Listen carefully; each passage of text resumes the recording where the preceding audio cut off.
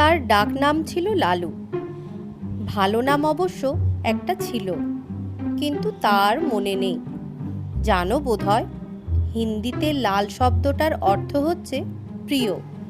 এ নাম কে তাকে দিয়েছিল তা আমি জানি নে, কিন্তু মানুষের সঙ্গে নামের এমন সঙ্গতি কদাচিৎ মেলে। সে ছিল সকলের প্রিয়।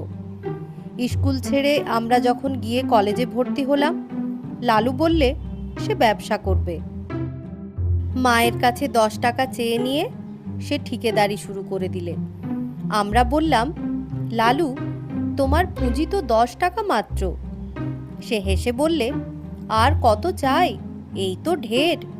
সবাই তাকে ভালোবাসত। তার কাজ জুটে গেল।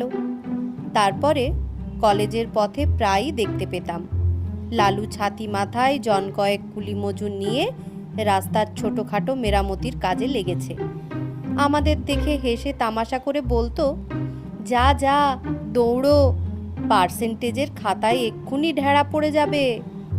আরও ছোটকালে যখন আমরা বাংলা স্কুলে পড়তাম, তখন সে ছিল সকলের মিস্ত্রি। তার বইয়ের থলির মধ্যে সর্বদাই মজুদ থাকতো একটা হামানদিস্তার ডাঁটি, একটা নরুন, একটা ভাঙা ছুরি, ফুটো করবার একটা পুরনো তুরপুনের ফলা, একটা ঘোড়ার নাল। কি জানি কোথা থেকে সে এসব সংগ্রহ করেছিল, কিন্তু এ দিয়ে পারত না সে এমন কোনো কাজ নেই। স্কুল শুদ্ধ সকলের ভাঙা ছাতি সারানো, স্লেটের ফ্রেম আটা, খেলতে গিয়ে ছিঁড়ে গেলে তখনই জামা কাপড় সেলাই করে দেওয়া, এমন কত কি কাজ। কোনো কাজে কখনো না বলতো না, আর কাজ করতেও চমৎকার। একবার ছট পরবের দিনে কয়েক পয়সার রঙিন কাগজ আর শোলা কিনে কি একটা নতুন জিনিস তৈরি করে সে গঙ্গার ঘাটে বসে প্রায় 2.5 টাকার খেলনা বিক্রি করে ফেললে। তার থেকে আমাদের পেট ভরে চিনেবাদাম ভাজা খাইয়ে দিলে। বছরের পর বছর যায়, সকলে বড় হয়ে উঠলাম। জিমনাস্টিকের আঁকড়ায় লালুর সমকক্ষ কেউ ছিল না। তার গায়ে জোর ছিল যেমন অসাধারণ, সাহসও ছিল তেমনই অপরিসীম। ভয় কারে কয় সে বোধ করি জানত না। সকলের ডাকেই সে প্রস্তুত। সবার বিপদে সে সকলের আগে এসে উপস্থিত হতো।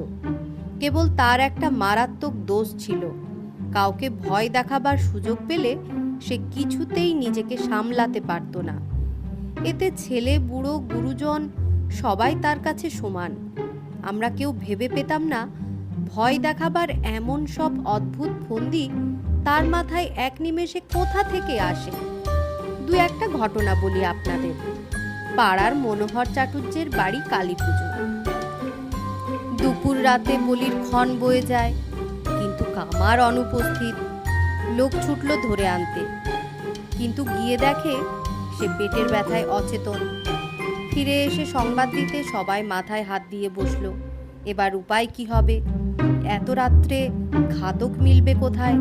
দেবীর পুজো পণ্ড হয়ে যায় যে। কে একজন বললে, পাঁঠা কাটতে পারে লালু, এমন অনেক সে কেটেছে।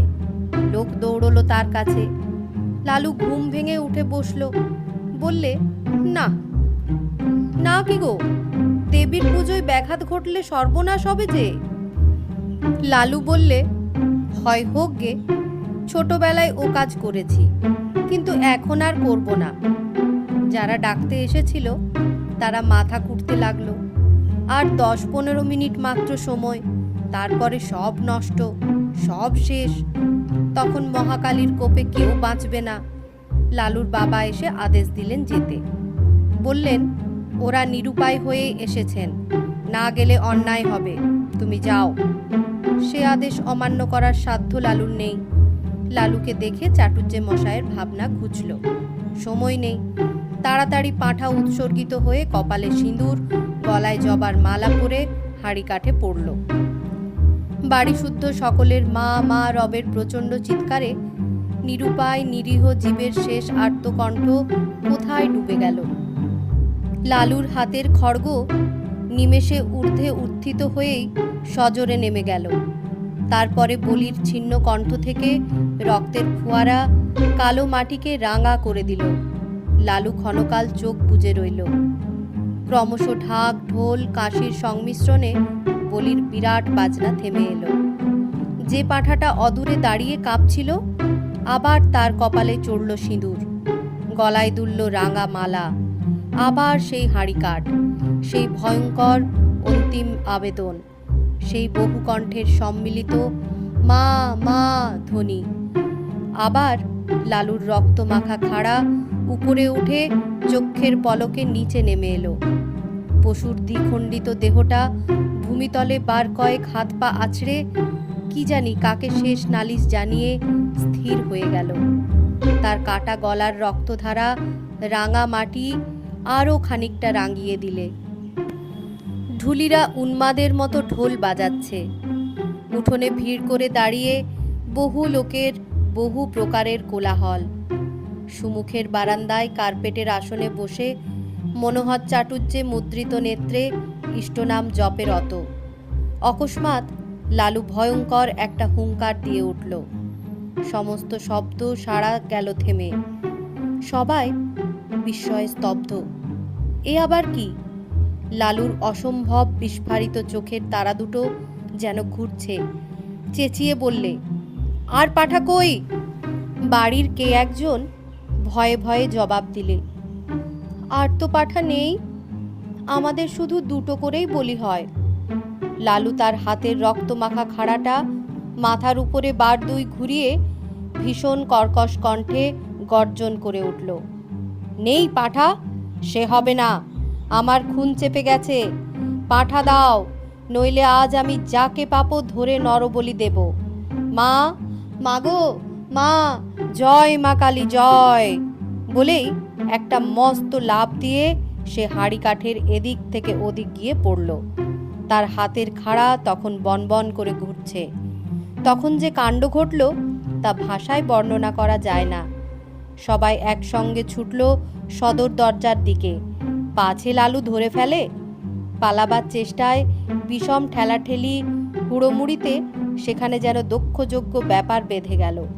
কেউ পড়েছে গড়িয়ে, কেউ হামাগুড়ি দিয়ে, কারো পায়ের ফাঁকের মধ্যে মাথা গলিয়ে বেরোবার চেষ্টা করছে, কারো গলা, কারো বগলের চাপের মধ্যে পড়ে দম আটকাবার মতো হয়েছে। একজন আর একজনের ঘাড়ের উপর দিয়ে পালাবার চেষ্টায় ভিড়ের মধ্যে মুখ থুবড়ে পড়েছে। কিন্তু এসব মাত্র মুহূর্তের জন্য, তারপরেই সমস্ত ফাঁকা। লালু গর্জে উঠল, মনোহর চাটুজ্জে কই? পুরুত গেল কোথায়? পুরুত রোগা লোক, সে গণ্ডগোলের সুযোগে আগে গিয়ে লুকিয়েছে প্রতিমার আড়ালে। গুরুদেব প্রশাসনে বসে চণ্ডীপাঠ করছিলেন। তাড়াতাড়ি উঠে ঠাকুর দালানের একটা মোটা থামের পিছনে গা ঢাকা দিয়েছেন। কিন্তু বিপুলায়তন দেহ নিয়ে মনোহরের পক্ষে ছুটাছুটি করা বড্ড কঠিন। লালু এগিয়ে গিয়ে বাঁ হাতে তার একটা হাত চেপে ধরলে, বললে, চলো, হাঁড়ি কাঠে গিয়ে গলা দেবে। একে তার বজ্র মুষ্টি, তাতে ডান হাতে খাড়া। ভয়ে চাটুজ্জের প্রাণ উড়ে গেল। কাঁদো কাঁদো গলায় মিনতি করতে লাগলেন, লালু, বাবা লালু, স্থির হয়েছে দেখো, আমি পাঁঠা নই, আমি মানুষ। আমি সম্পর্কে তোমার জ্যাঠামশাই হই বাবা। তোমার বাবা আমার ছোট ভাইয়ের মতো। সে জানি নে, আমার খুন চেপেছে, চলো, তোমাকেই বলি দেব, মায়ের আদেশ। চাটুজ্জে ডুকরে কেঁদে উঠলেন, না বাবা, মায়ের আদেশ নয়, কখনো নয়, মাঝে জগৎজননী। লালু বললে, জগৎজননী? সে জ্ঞান আছে তোমার? আর দেবে পাঁঠা বলি? ডেকে পাঠাবে আমাকে পাঁঠা কাটতে? বলো। চাটুজ্জে কাঁদতে কাঁদতে বললেন, কোনো দিন নয় বাবা, আর কোনো দিন নয়। মায়ের সুমুখে ৩ করছি, আজ থেকে আমার বাড়িতে বলি বন্ধ। ঠিক তো? ঠিক বাবা, ঠিক, আমি একদম ঠিক কথা বলছি, আর কখনো না। আমার হাতটা ছেড়ে দাও বাবা, একবার পায়খানায় যাব। লালু হাত ছেড়ে দিয়ে বললে, আচ্ছা যাও, তোমাকে ছেড়ে দিলাম, কিন্তু পুরুত পালালো কোথায়? পুরুত ঠাকুর কোথায় গেলেন? গুরুদেব, সে কই? এই বলে সে পুনশ্চ একটা হুঙ্কার দিয়ে লাফ মেরে ঠাকুর দালানের দিকে অগ্রসর হতেই প্রতিমার পিছন ও থামের আড়াল হতে দুই ভিন্ন গলার ভয়ার্ত ক্রন্দন উঠল। সরু ও মোটায় মিলিয়ে সে শব্দ এমন অদ্ভুত ও হাস্যকর যে লালু নিজেকে আর সামলাতে পারলে না। হা হা হা হা করে হেসে উঠে দুম করে মাটিতে ঘাড়াটা ফেলে দিয়ে এক দৌড়ে বাড়ি ছেড়ে পালিয়ে গেল। তখন কারও বুঝতে বাকি রইল না খুন চাপা টাপা সব মিথ্যে, এসব তার চালাকি। লালু শয়তানি করে এতক্ষণ সবাইকে ভয় দেখাচ্ছিল। মিনিট পাঁচেকের মধ্যে যে যেখানে পালিয়েছিল সবাই ফিরে এলো। ঠাকুরের পুজো তখনও বাকি, তাতে যথেষ্ট বিঘ্ন ঘটেছে এবং মহা হইচই কলরবের মধ্যে চাটুজ্জে মশাই সকলের সম্মুখে বারবার প্রতিজ্ঞা করতে লাগলেন, ওই বজ্জাত ছোড়াটাকে যদি না কাল সকালেই ওর বাপকে দিয়ে 50 ঘা জুতো খাওয়ায় তো আমার নামই মনোহর চাটুজ্জে নয়। কিন্তু জুতো তাকে খেতে হয়নি। ভোরে উঠেই সে যে কোথায় পালালো, 7-8 দিন কেউ তার খোঁজই পেলে না। দিন 7 পরে একদিন অন্ধকারে লুকিয়ে মনোহর চাটুজ্জের বাড়িতে ঢুকে তার ক্ষমা এবং পায়ের ধুলো নিয়ে সে যাত্রা বাপের ক্রোধ থেকে নিস্তার পেলে। কিন্তু সে যাই হোক, দেবতার সামনে সত্য করেছিলেন বলে চাটুজ্জে বাড়ির কালী পুজোয় তখন থেকে পাঁঠা বলি উঠে গেল।